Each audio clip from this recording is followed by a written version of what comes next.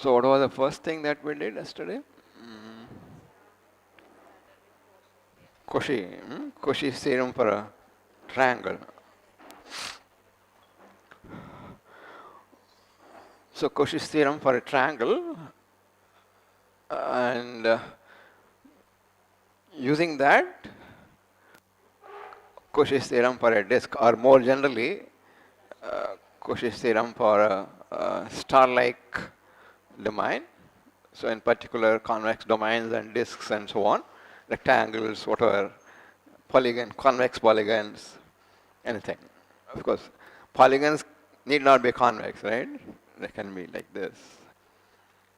And then the most important of all, the Cauchy's integral formula for a disk, right? Which gives the value of the function at the center of a disk in terms of the integral over the circle itself. Cauchy's theorem, basic Cauchy's theorem that integral over a closed curve of f z dz is 0 for suitable domain curve and so on.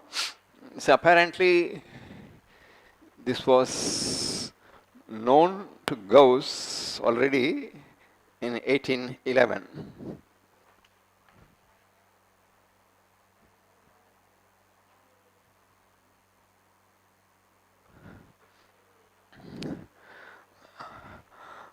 Gauss mentions this in a letter that he wrote to Bessel in 1811. You have heard of Bessel, right? Bessel's functions, Bessel's inequality, and such things. He was also a German mathematician.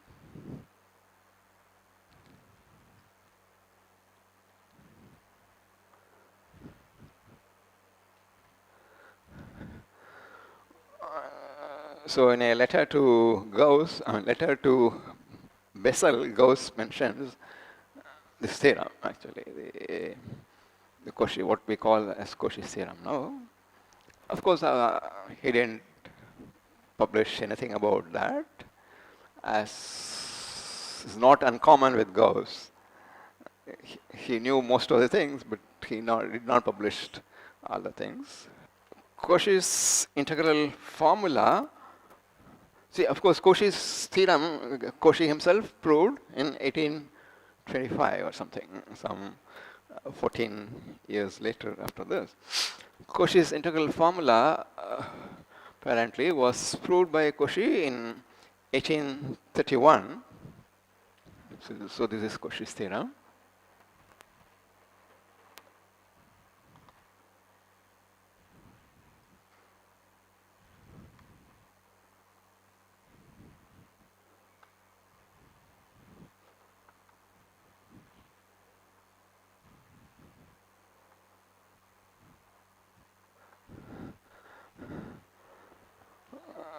When Cauchy was in Turin,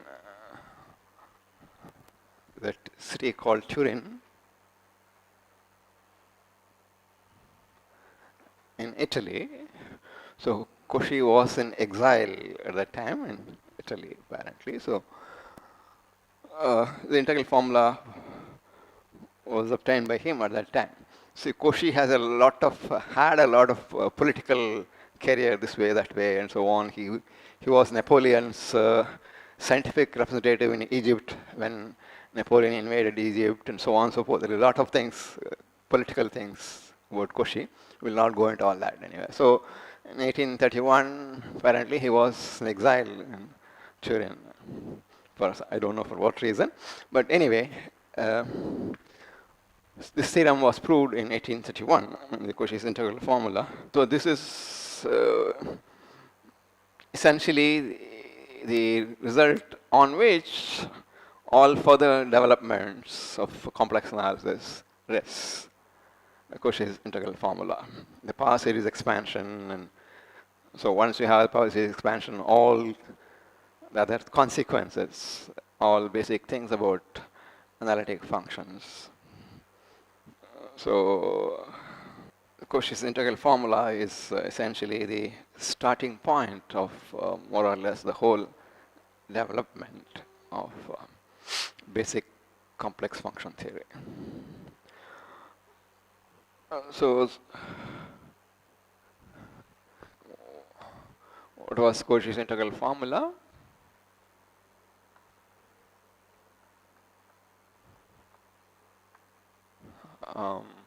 Okay, in our notation, circle with center zeta, say radius r,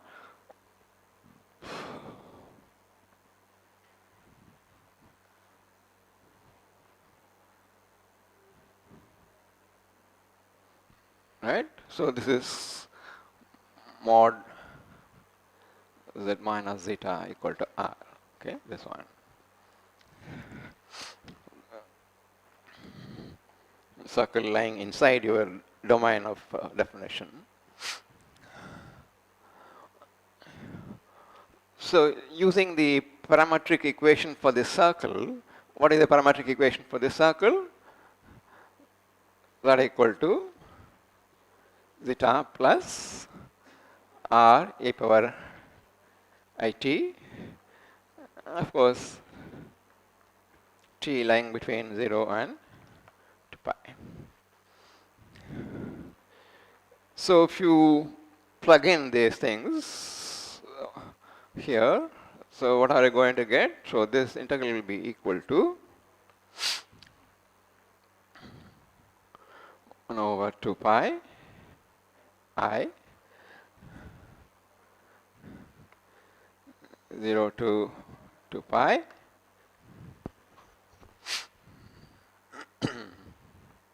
f of, so you can write this as zeta plus r e power it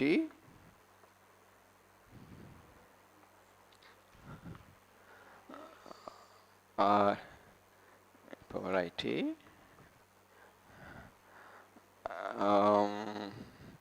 I r power it dt.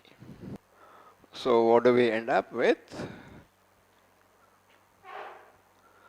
1 over 2 pi 0 to 2 pi f of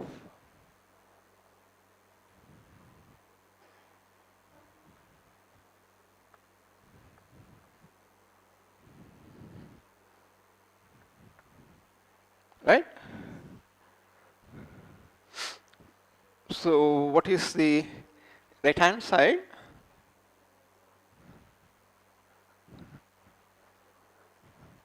It's the average value of the function over the circle, right? The measure of this is 2 pi, so you are dividing by that 2 pi here. So you are integrating the function along the circle. So this is what is called the mean value property for the function.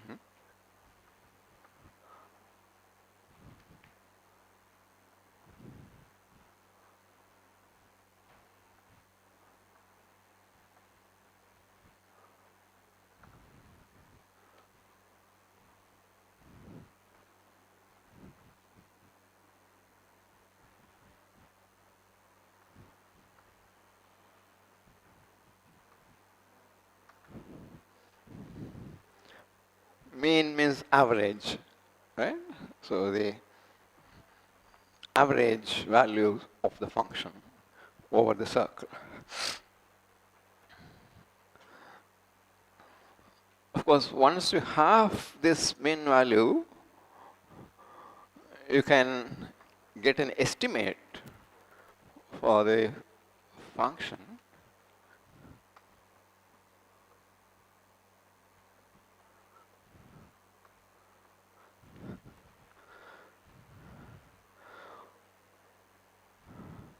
Modulus of f zeta is less than or equal to what now?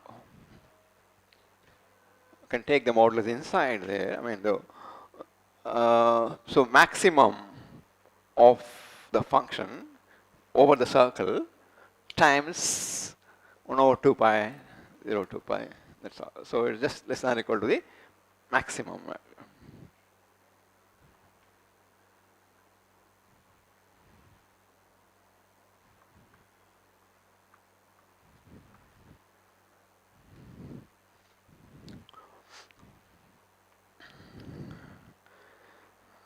So the value at the center of the circle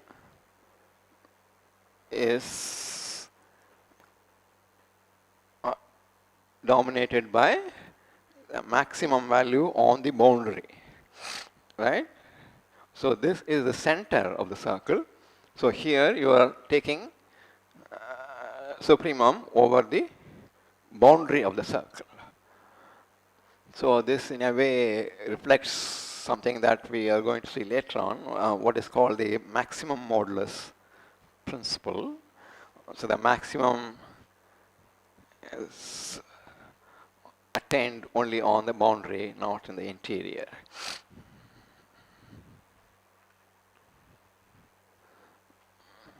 So you can call this as the maximum value inequality. You can, so this is what we have for the center. Actually, with a little twiddling, we can get it for all points inside the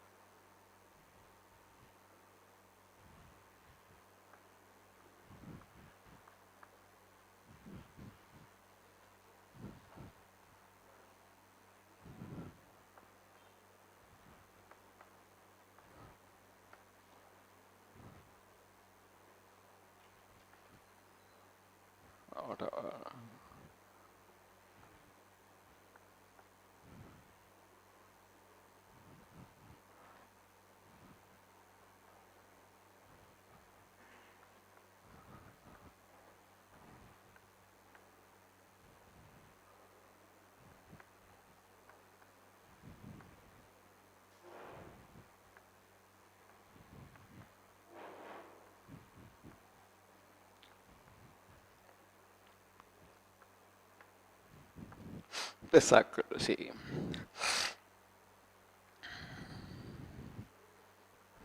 So value at any point inside the circle in absolute value is bounded by the maximum on the boundary, not just at the center. So let's again start with the Cauchy integral formula, and see what we can get from that.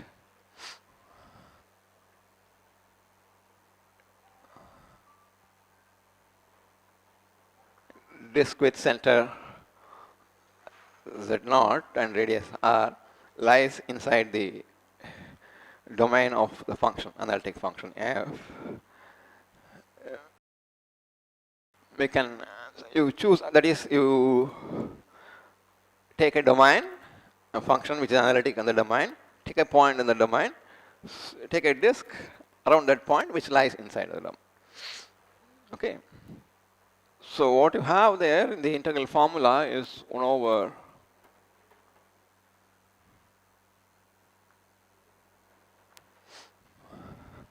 so using this,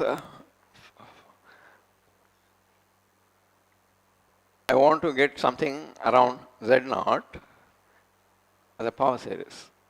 This is what we are going to do now. So the result was promised in the first class itself. Right? Any analytic function has a local power series expansion. That's what we are going to get. I'm not stating the result as such to start with, but let's see what we get. Essentially, what we are going to use is the geometric series.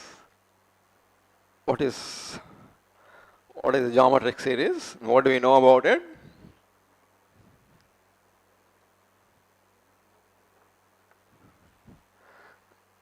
Right? This converges provided mod z less than 1. And in that case, it is equal to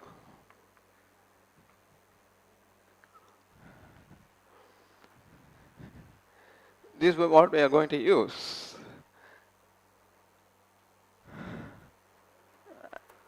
Get a power series and then integrate. So you want to get expansion around Z naught, right? So you want to get a power series like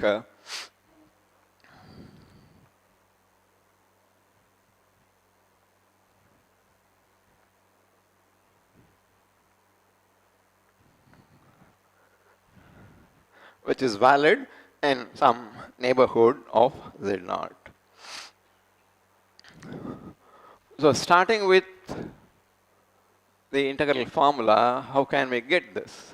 How are you going to get this geometric series kind of thing?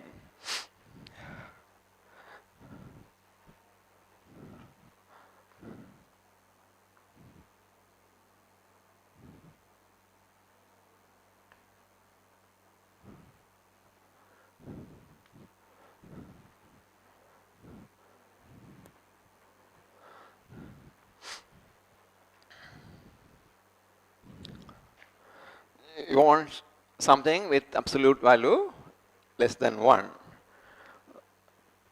So what do? Take a point from the boundary, you take the closed disk there, and take a point inside. So this distance divided by that distance is going to be less than 1. And you are going to get use the geometric series to get an expansion and then integrate. So how are you going to get that? So what you have is this. If you apply the integral formula for this disk there, you are going to get. So so Z is a point on the circle, let's say, and you have zeta inside. Take a point zeta on the inside the circle. So how are you going to get that now? You have to introduce zeta, right? You have Z and Z varies on the circle. Z naught is here at the center. You take any point zeta in the interior of the circle. So how do you introduce zeta somewhere? So that you will get something like zeta minus Z naught over Z minus Z naught, right? So that the absolute value will be less than 1. Starting with this, we have to do something a suitable way, introducing zeta. So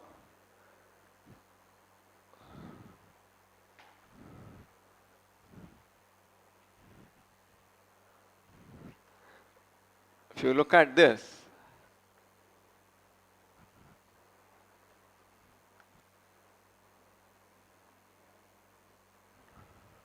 zeta minus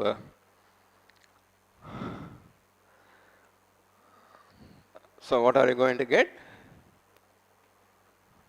Or is this the correct thing? You want to end up with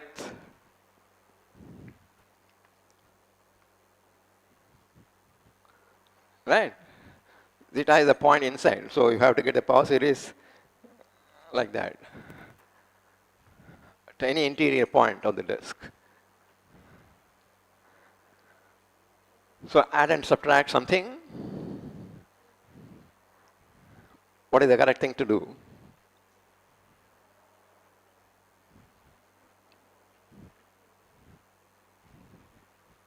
You want to get zeta minus Z naught numerator, right? Zeta minus Z naught over Z minus Z naught is less than 1. So what you are going to get that?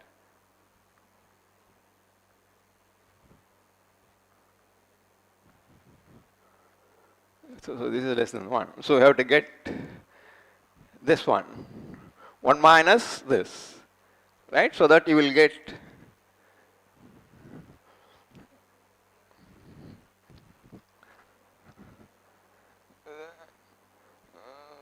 so you're going to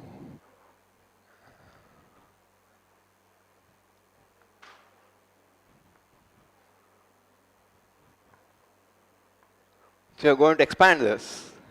You want to expand this as a geometric series, right? So how do you relate this to this integral formula there?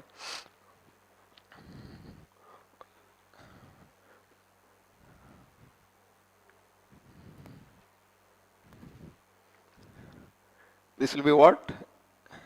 This is going to be z minus z naught over z minus zeta. Right? So with this you are going to write like this.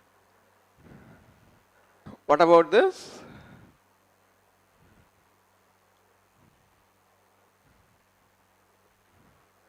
You want to integrate, right? So what do? You must say something. Otherwise I can just write the whole thing in 2 minutes and go away. Okay? But how do you proceed? Say something. So how do you use the Cauchy integral formula and the geometric series expansion for this? Of course, fz has to come somewhere. That's fine. You can multiply by fz. So starting with this formula, so what are you going to do to end up with something of this kind? So fz, if you want. So all that we are going to do is to get the geometry expansion there and then integrate. You know, this series here, the geometric series, within this is the circle of convergence. So within the circle of convergence, it converges uniformly and absolutely, right? In any closed disk inside the circle of convergence. What is called local uniform convergence on compact sets. So once you have uniform convergence, you can integrate term by term. Right? If you have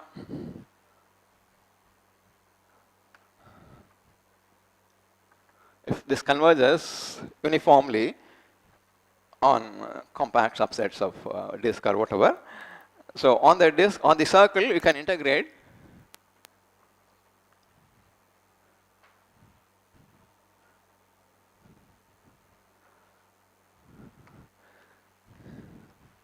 over C.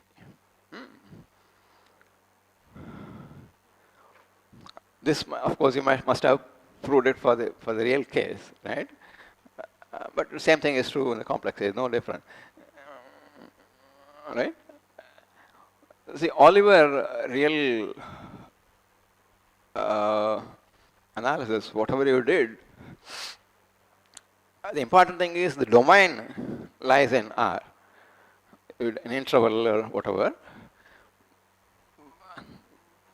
But functions, you can take even complex valued function, that everything goes through there for complex valued functions as well. Whether the functions are real valued or complex valued, it doesn't matter. Okay? So whatever you proved about real valued functions in your real analysis, also true for complex valued functions on an interval. So you can, if you have a sequence of complex valued functions to converge uniformly on an interval, then you can integrate term by term. Of course, term by term differentiation is more tricky, right? Uniform convergence does not preserve differentiability. Yes or no? What do you need for term by term differentiability?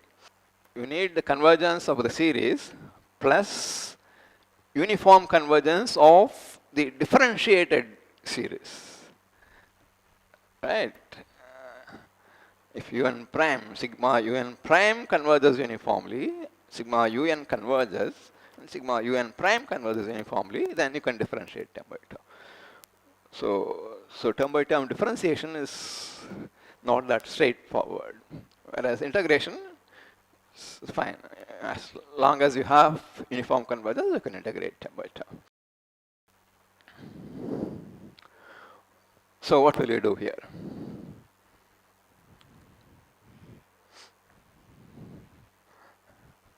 Okay, let me state the theorem if you want. Suppose f is analytic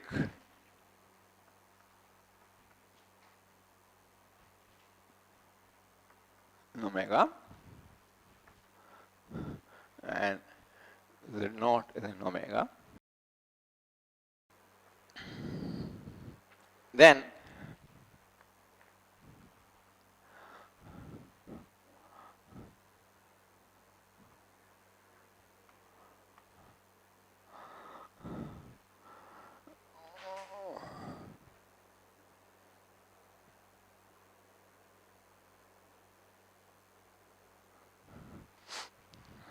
f has a power series expansion in a disk around z naught contained in the domain. But what will be the largest disk with center z naught and contained in omega?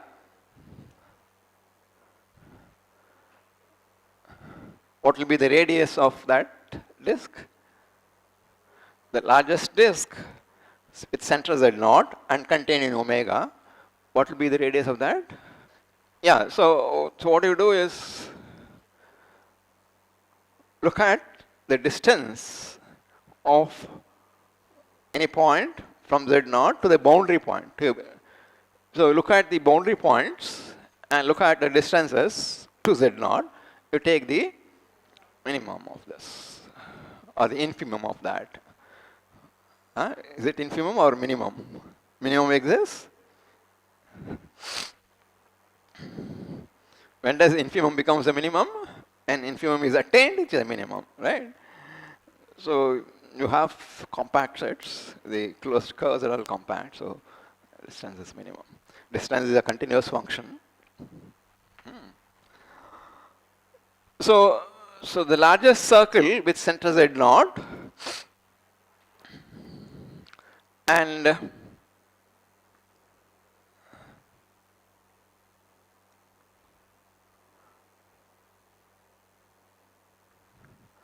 the boundary of omega, the distance, right? So this by definition is the infimum of dz naught z, z in the boundary there. So you take the largest possible circle there with center at z naught. Of course, the expansion is valid in any disk contained in omega with center z naught, but this is the largest possible disk. So it's going to be hold in any smaller disk as well. Okay, you can also mention this. Let R be equal to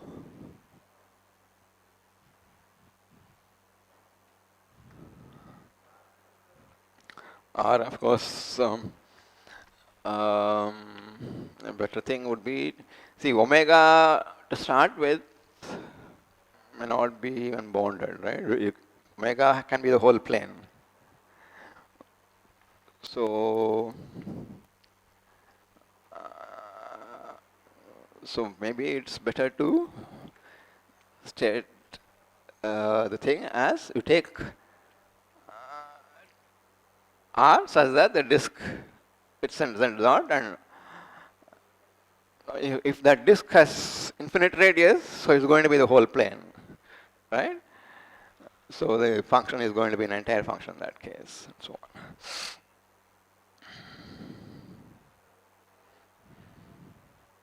So this minimum can be infinite, isn't it? Unless your domain is bounded or something. So for a bounded domain, this is going to be fine. Bounded domain with suitable, nice boundary and so on. So maybe let's not say that, I think, right? So let R greater than 0 be such that disk with center z naught and radius R is contained in omega. Then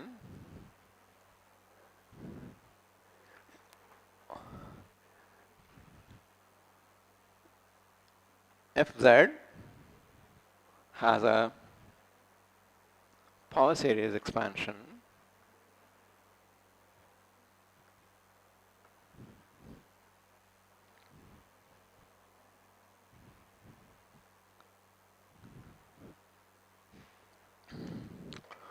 so this is the local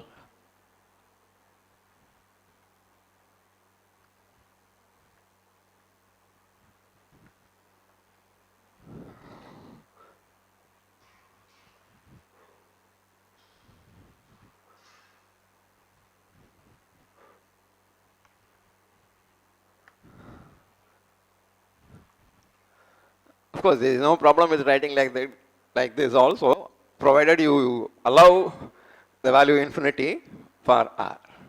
Okay.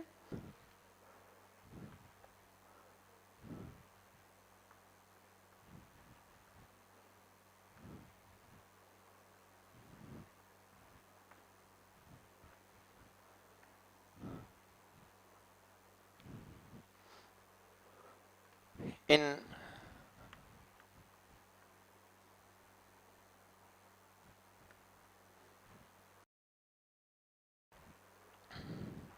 how are the coefficients expressed in terms of the function?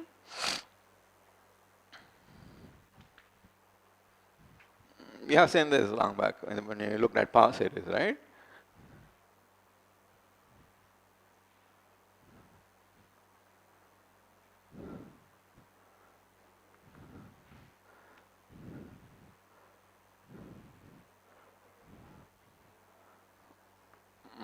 What is it? An equal to Fn, right? Fn z naught or n factorial.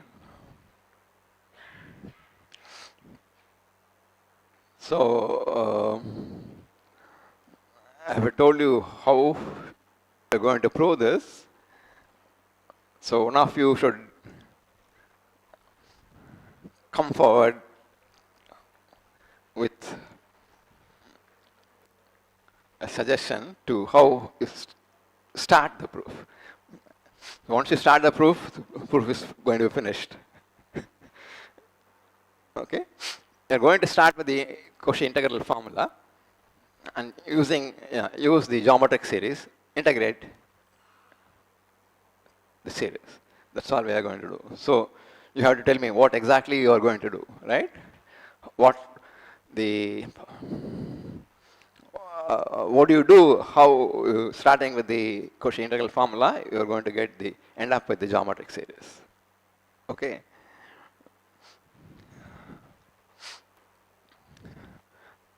So if not immediately, say in the next class, for example, you should tell me how to go about this.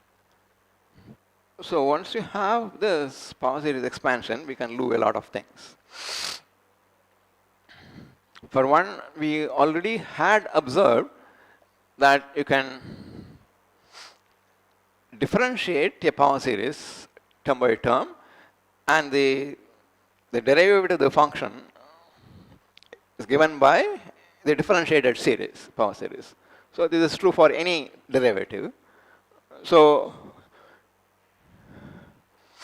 if you have, therefore, this expansion for f of z, you can write down what the derivatives are. So for example, what is going to be f prime z? Of course, this expansion is valid in that disk, right? Not everywhere in the domain. So the derived series is going to represent the derivative of f. So this is going to be what? Sigma n a n minus z naught power n minus 1 and so on. So fk z is going to be the kth derivative is going to be n into n minus 1, etc. N minus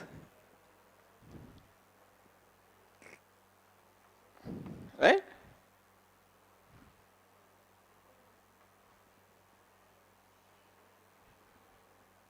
Power n minus k.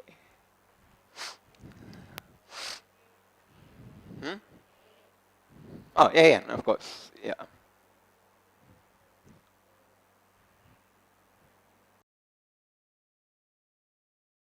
So from this, see, we had the integral formula gives you the value of the function, right, at the center. What about, for example, the value of the derivative at the center? F prime. Do you have an integral like that? Can you write f prime zeta equal to something, integral this, something here? Hmm? Once you see for the first derivative, then you can see for all other derivatives. So what is f prime zeta here in the integral formula? Do you get anything from what we have said here?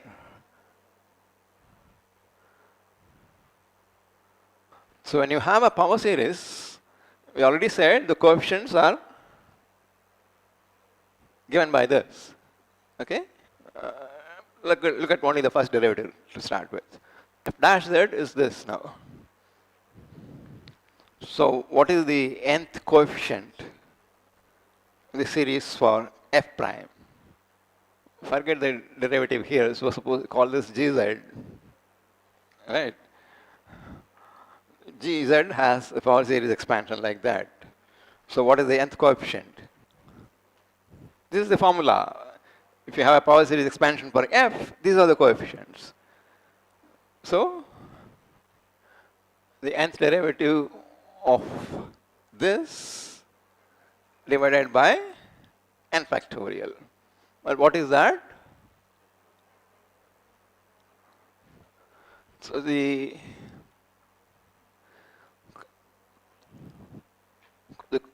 what is an here? The coefficient of the nth power. Okay.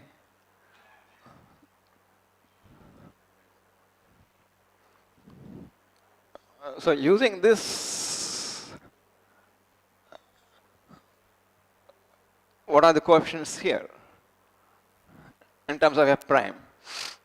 F prime, so a, so this is from 0 to infinity if you want. So you change n to n plus 1 here if you want. So you're going to get that this is n plus 1, an plus 1, n. Okay, now of course only starting with so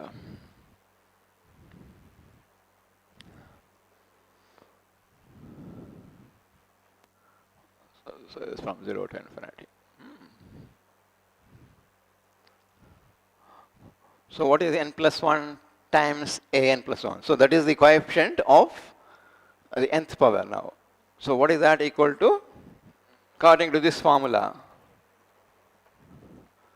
So n plus 1 an plus 1 is, by definition,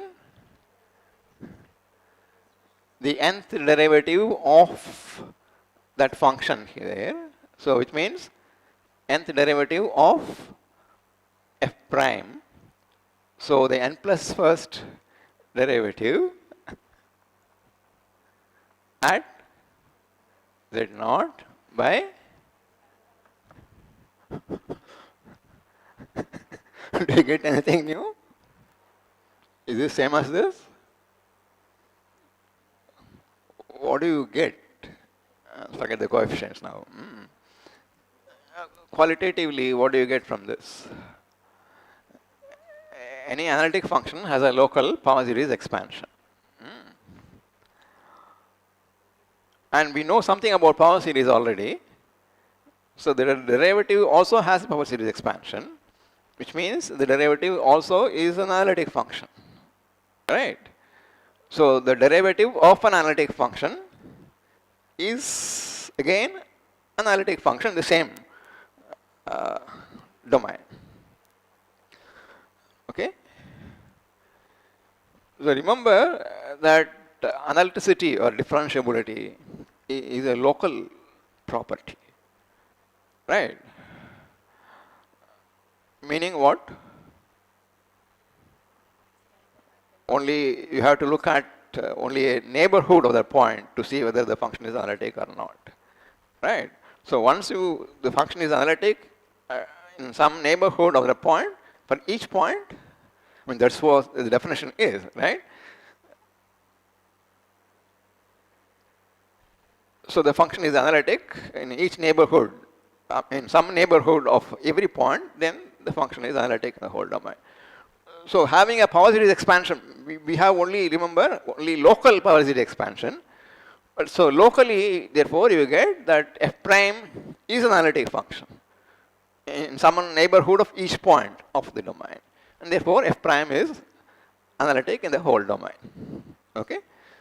So the first corollary of this, forget all that for the moment at least, that all the derivatives, that is an analytic function has derivatives of all orders, so the corollary of the theorem.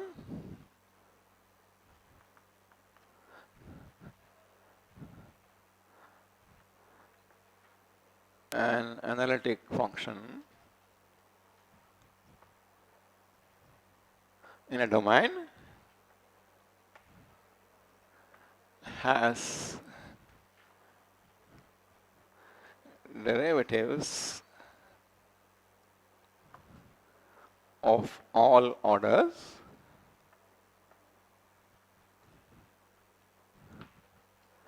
it would be useful to give a name f k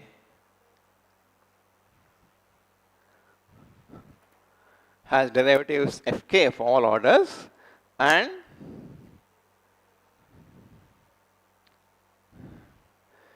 fk itself is analytic for all k. So all the derivatives of analytic functions exist and are also analytic. So now, for example, you start with some function, and if you can show that it has a primitive, there is a function is analytic and whose derivative is this given function, then what can you conclude about the original function? You start with f, and if you get that there is some g defined on omega such that g prime is f, then what do you conclude about f itself? F itself is analytic, right? So that is any function which has a primitive is going to be analytic. If you recall the proof of Cauchy's theorem for a triangle, how did we prove it? We actually showed, right? The integral over triangles are 0, but we actually proved that a function has a primitive. And because its curve is closed, we concluded that the integral is 0. So we proved something stronger than saying that the integral along a triangle is 0. Right? We actually prove, if you look at the statement, even the statement of the Cauchy theorem for a triangle, we showed that the function actually has a primitive. What did we use there? What was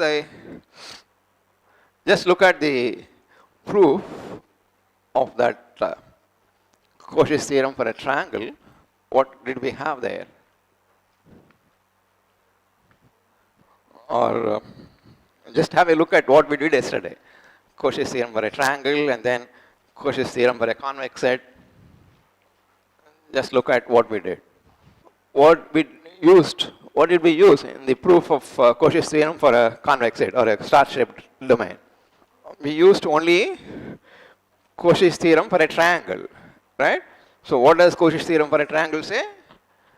Integral along a triangle is 0 for any analytic function. Suppose you don't assume the function is analytic to start with, but only assume that all integrals along a triangle are 0. That is integral over t fz dz equal to 0 for every triangle t in the domain. Then what happens? The same, everything goes through, right? All that we used there was just this. Cauchy's theorem for a triangle, we just said that integral over triangles are 0. So you don't need analyticity there, right? So all that we needed was the hypothesis that integral over all triangles are 0. So suppose you start with this hypothesis. This is the assumption now. Suppose f is a function in a domain omega such that integral of f over all triangles in the domain are 0. Then what is the conclusion that you get? The same conclusion that you got in that case, namely that f has a primitive. Right? But now there is an added twist to the tale. So there we only said f has a what is called primitive. That means there is g such that g prime equal to f. But now we know, once you have the power series expansion, that g prime itself is analytic, which means that f is analytic. So you see that you don't have to assume analyticity. In fact, you get analyticity as a consequence of the hypothesis that integrals over triangles are all 0. Right? So this is a kind of converse to Cauchy's theorem. Right? At least Cauchy's theorem for a triangle, let's say. So this is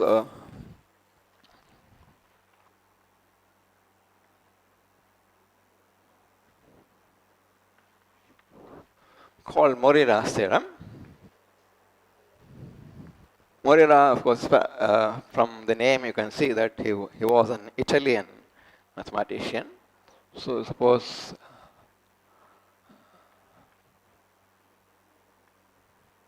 f is continuous on omega, we need to assume continuity because we want to talk about the integral of f. So just to ensure that the integrals exist. And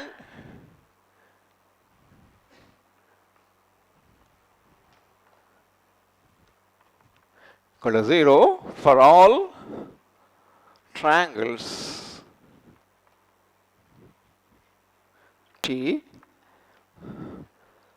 which together with their interiors are contained in omega.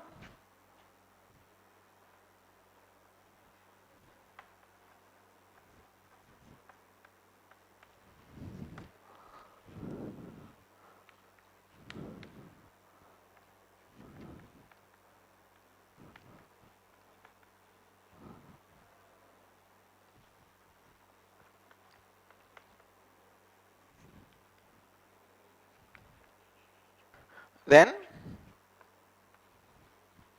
the conclusion is that f is analytic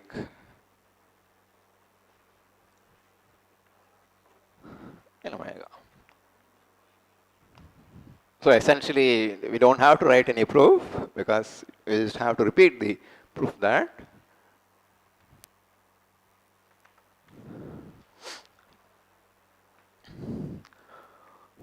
so as we already mentioned, you have to only show that f is analytic in all the disks contained in omega, in neighborhood of every point, right?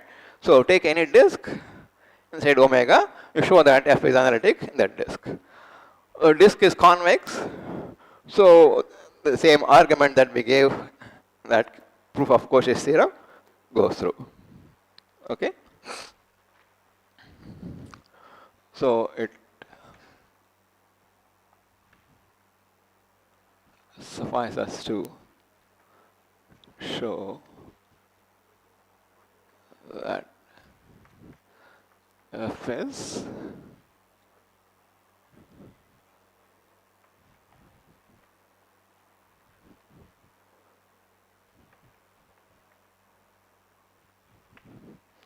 remember how we proved that in that case. So you have 3 points, I don't know, A, Z, zeta or something we wrote, right? So look at we want to show that f is analytic at A, let's say. So you take any other point there. So A, Z, zeta, you apply the result to this triangle formed by A, Z and zeta. Look at, we define a function, right? So take A and D, look at GZ or capital F Z, I don't know what we wrote. Uh,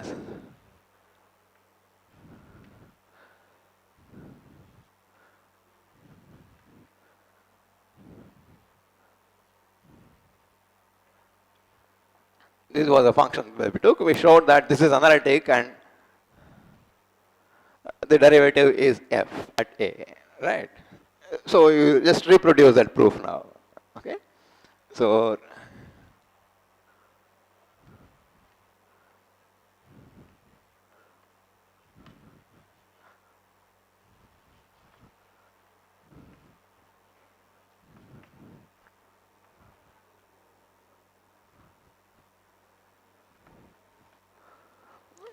of course, when we actually what we proved was for the star-shaped domain, there we have to worry a little about whether AZ is going to lie inside the domain or not because you don't have convexity. But then we said for small Z close to A is going to be fine. But you don't need that even now in this case because everything is convex. So all the line segments are going to be inside.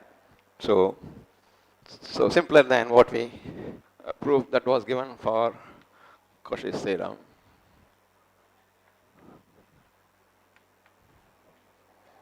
for a convex set or a star-shaped set.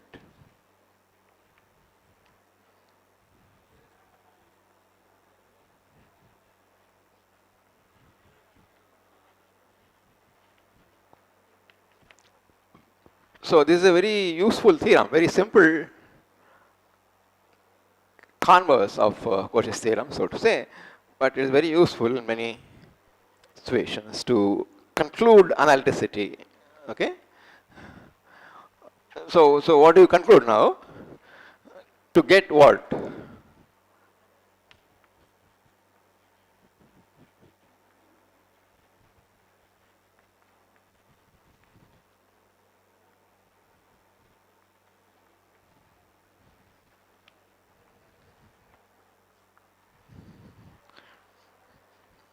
So the current twist, so to say, comes after that proof using this, right?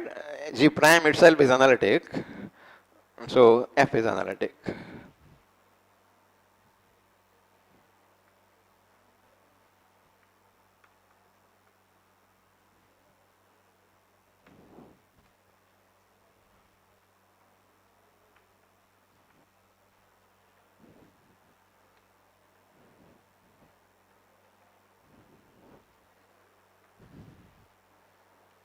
By this, what we have said here. The derivative of an analytic function is also analytic.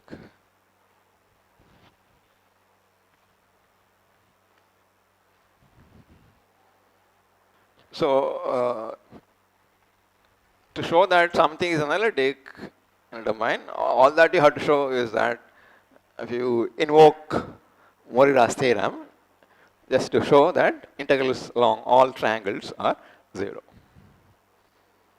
Okay, we will see that this is quite useful. We will be using this later on.